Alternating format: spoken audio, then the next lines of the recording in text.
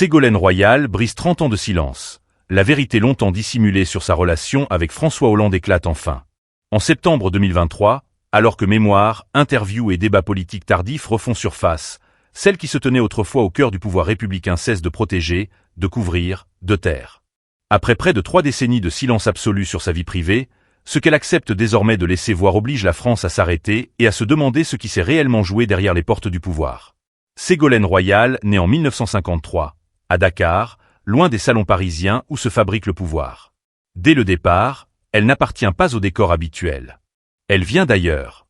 Et toute sa trajectoire portera cette marque, avancée sans demander la permission. Lorsqu'elle sort de l'École nationale d'administration en 1980, elle entre dans un monde d'hommes, codifié, hiérarchisé, rigide. Elle s'y impose sans bruit. Pas par la séduction. Pas par la provocation. Par la discipline. Par le travail. Par une maîtrise presque froide de ses dossiers. Très vite, son nom circule comme celui d'une femme sérieuse, solide, fiable. Une femme que l'on écoute.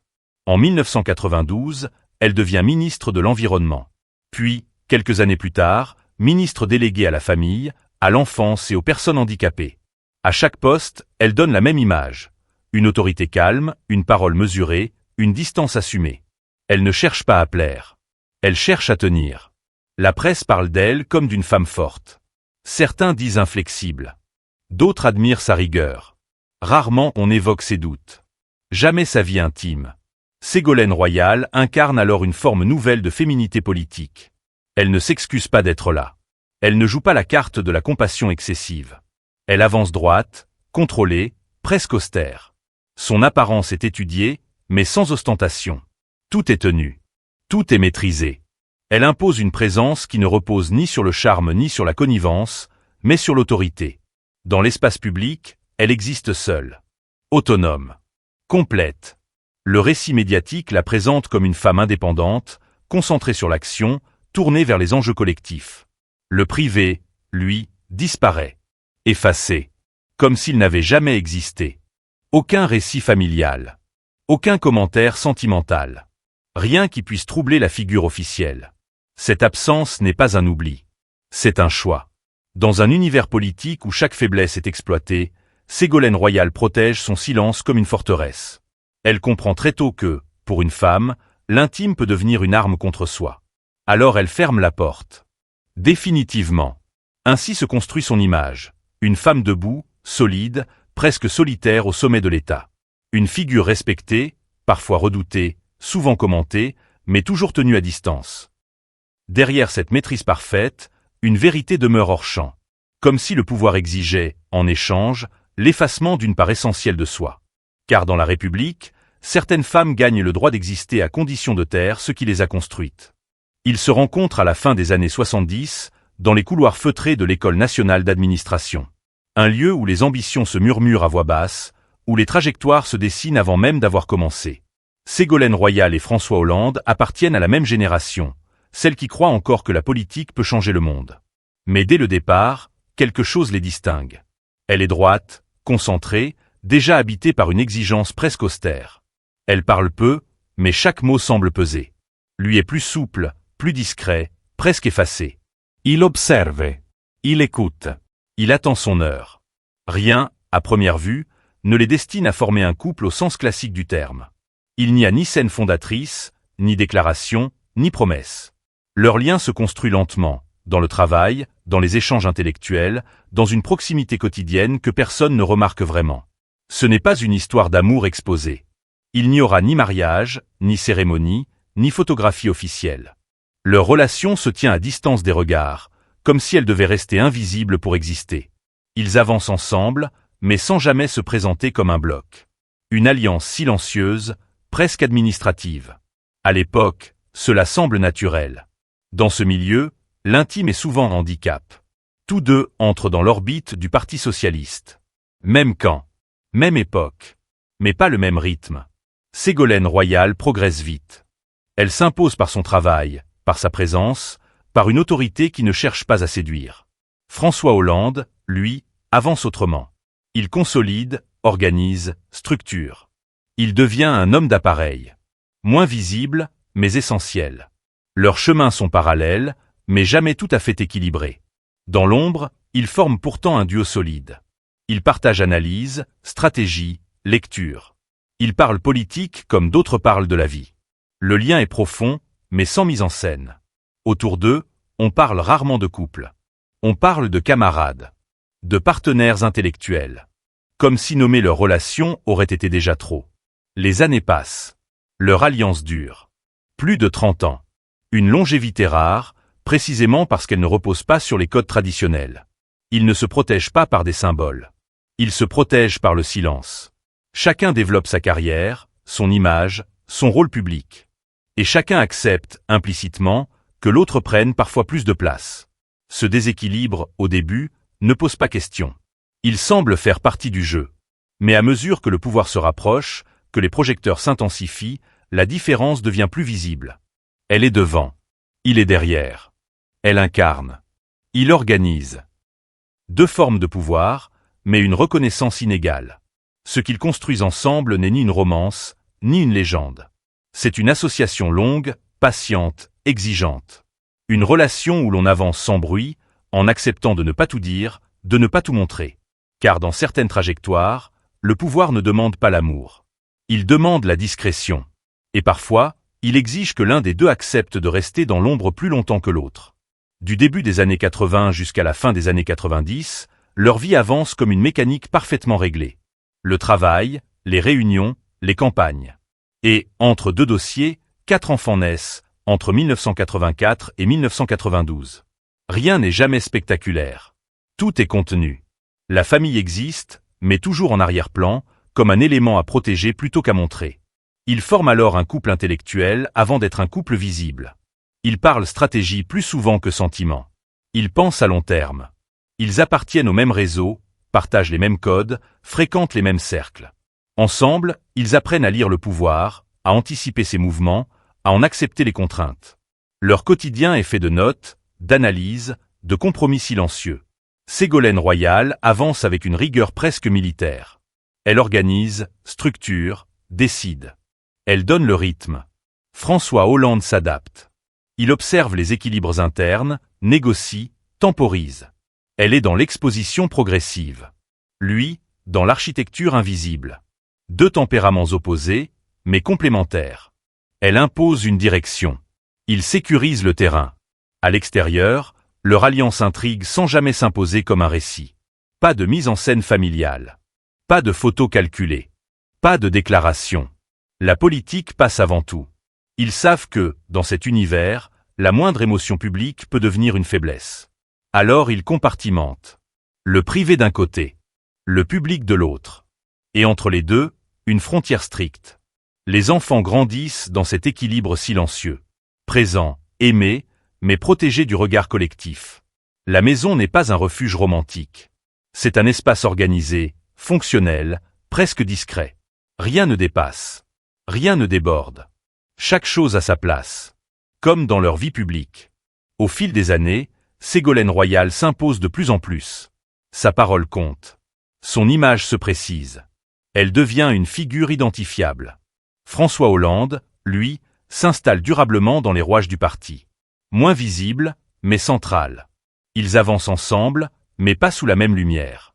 Et ce décalage, longtemps accepté, commence à façonner leur relation sans qu'ils le nomment. Ils partagent pourtant une conviction commune. Le silence est une protection. Ne pas raconter. Ne pas expliquer. Ne pas justifier. Ce choix n'est jamais formulé, mais il s'impose comme une règle tacite. Leur couple ne doit pas devenir un sujet. Ni pour la presse. Ni pour les adversaires. Ni même pour leurs alliés. Ils pensent que cette discrétion les rend plus forts. Pendant ces années, tout semble tenir. Les carrières progressent. La famille s'agrandit. Les ambitions restent compatibles. Ils incarnent une forme de réussite froide, sans éclat inutile. Une réussite sérieuse, presque austère. À l'image de leur génération politique. Mais cette lumière tranquille repose sur une discipline constante. Sur une retenue permanente. Sur l'effacement volontaire de l'intime. Et ce qui est mis de côté ne disparaît jamais vraiment. Il attend. Il s'accumule. Il pèse en silence. Car dans les couples construits sur la maîtrise et la retenue, le prix de la stabilité est souvent invisible. Et plus le silence dure, plus il devient une règle difficile à briser. L'année 2007 marque une rupture silencieuse. Pas une explosion. Pas un scandale. Une lente descente. Ségolène Royal entre dans la campagne présidentielle portée par une exposition nouvelle, brutale, totale. Pour la première fois, elle n'est plus seulement une figure politique respectée. Elle devient un symbole. Une femme face au pouvoir suprême. Et cette position change tout. Autour d'elle, les regards se durcissent. Les attentes se multiplient. Chaque mot est scruté. Chaque hésitation amplifiée. La campagne est longue, éprouvante, souvent violente. Elle avance sous une lumière crue, sans filtre. Et dans cette lumière, certaines absences deviennent visibles. François Hollande, alors premier secrétaire du Parti socialiste, occupe une position clé. Officiellement, il soutient la candidate. Institutionnellement, il est là. Mais humainement, quelque chose se défait. Ce qui, pendant des années, avait tenu par la discrétion et l'équilibre commence à se fissurer. Les échanges se raréfient. Les discussions deviennent techniques, froides. La proximité intellectuelle laisse place à une distance prudente. Elle est en première ligne. Lui reste dans l'appareil. Deux rôles incompatibles dans un moment qui exige un soutien total. Ségolène Royal l'a dit plus tard, sans colère apparente, mais avec une précision douloureuse. Elle s'est sentie seule. Pas abandonnée publiquement, mais privée d'un appui personnel essentiel. Dans les moments décisifs, ceux qui ne se voient pas, le silence pèse plus que l'opposition. Elle avance, mais sans filet. La campagne agit comme un révélateur. Ce qui était supportable dans l'ombre devient insoutenable sous les projecteurs. Chaque déplacement, chaque débat, chaque soir de doute souligne un déséquilibre ancien. Elle porte le combat. Elle encaisse les coups. Elle assume. Et à mesure que la pression augmente, l'écart entre eux se creuse. François Hollande, de son côté, gère le parti. Il compose avec les courants internes, les rivalités, les stratégies à long terme. Sa fonction exige retenue et calcul. Mais cette retenue, vécue de l'intérieur, se transforme en distance émotionnelle. Ce n'est pas une trahison spectaculaire. C'est une absence répétée. Une non-présence là où elle attendait un soutien sans condition. Dans ce moment précis, le pouvoir révèle sa vraie nature. Il protège les structures. Il protège les positions. Il protège rarement les personnes. Ségolène Royal découvre que, même au sommet, une femme peut se retrouver seule. Exposée, jugée, et tenue responsable de tout, y compris de ce qui lui échappe. Le silence, qui avait longtemps été une stratégie, devient un poids. Ne rien dire. Ne rien montrer. Continuer. Sourire. Tenir. Mais à l'intérieur, quelque chose cède. La campagne n'est pas seulement une épreuve politique. C'est une épreuve intime. Une remise en question profonde de ce qui a été construit à deux pendant des décennies. Après la défaite, rien ne revient à l'état précédent. Les mots échangés sont rares. Les gestes encore plus. La fracture n'est pas spectaculaire, mais elle est définitive. Ce qui les liait reposait sur une alliance implicite. Une fois cette alliance rompue, il ne reste qu'un constat froid. C'est une alliance construite sur la durée, sur l'équilibre des rôles, sur une compréhension implicite du pouvoir. Pendant 30 ans, ils ont partagé bien plus qu'un quotidien. Ils ont partagé une vision, une stratégie, une manière d'habiter l'espace politique sans jamais tout dévoiler. La séparation met fin à cette construction patiente. Elle libère aussi une vérité longtemps contenue. Ségolène Royal n'explique pas. Elle n'accuse pas. Elle ferme une porte. Et dans ce geste, il y a une forme de lucidité froide. Celle de comprendre qu'une relation fondée sur le silence ne survit pas à l'épreuve de l'exposition totale. Pour François Hollande, la rupture est également sans éclat. Il ne commente pas. Il continue, fidèle à sa méthode. Avancer sans s'attarder. Gérer les conséquences sans émotion visible. Deux manières différentes d'affronter la fin. Deux tempéraments qui, une fois encore, ne se rencontrent plus. Après juin 2007, il n'y a pas de retour possible. Le lien est rompu, définitivement. Chacun reprend sa trajectoire. Chacun porte ce que cette histoire lui a laissé. Pour elle, une blessure silencieuse, mais aussi une clarification. Pour lui, une étape refermée, sans bruit. Cette séparation dit quelque chose de plus large. Elle raconte la fragilité des alliances construites dans l'ombre. Elle montre que le pouvoir peut unir durablement, mais qu'il n'offre aucune garantie quand l'équilibre se rompt. Et surtout, elle rappelle qu'il arrive un moment où le silence, longtemps choisi comme protection, devient incompatible avec la survie intérieure.